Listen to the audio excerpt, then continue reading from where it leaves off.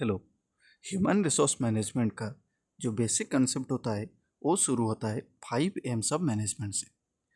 तो बिजनेस, कोई भी बिजनेस हो, उसका जो भी ज़रूरत का चीज़ होता है ना, जो बेसिक होता है वो होता है इन 5 एम।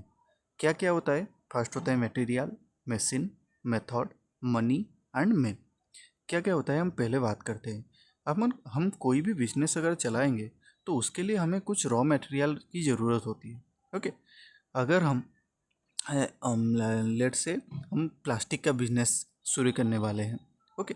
तो उसके लिए जो रॉ मटेरियल है वो है प्लास्टिक। देन हम अगर प्लास्टिक का चेयर बना रहे हैं तो प्लास्टिक रॉ प्लास्टिक को हम चेयर पे कन्वर्ट करने के लिए हमें मशीन की ज़रूरत होती है। मेथड भी तो हमें पता होना चाहिए, कौन से मेथड पे हम प्लास्टिक को चेयर पे कन्वर्ट करेंगे। देन इसके लिए ये सब जो इंतजाम होने के लिए हमें जो मशीन खरीदना है, जो रॉ मटेरियल खरीदना है, इसके लिए हमें मनी की ज़रूरत होती है। तो ये तो हो गया 4 एम्स। देन ये सबको कंट्रोल करने के लिए हमें मेन की ज़रूरत होता है। ओके। जो मटेरियल होता है उसका जो मैनेजमेंट होता है उसे हम बोलते हैं प्रोडक्शन और ऑपरेशन मैनेजमेंट। मशीन भी उसी प्रोडक्शन एंड ऑपरेशन मैनेजमेंट के अंदर ही होता है। मेथड भी उसी प्रोडक्शन एंड ऑपरेशन मैनेजमेंट के अंदर ही आता है।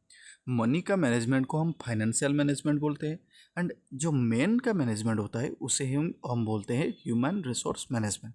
ओके।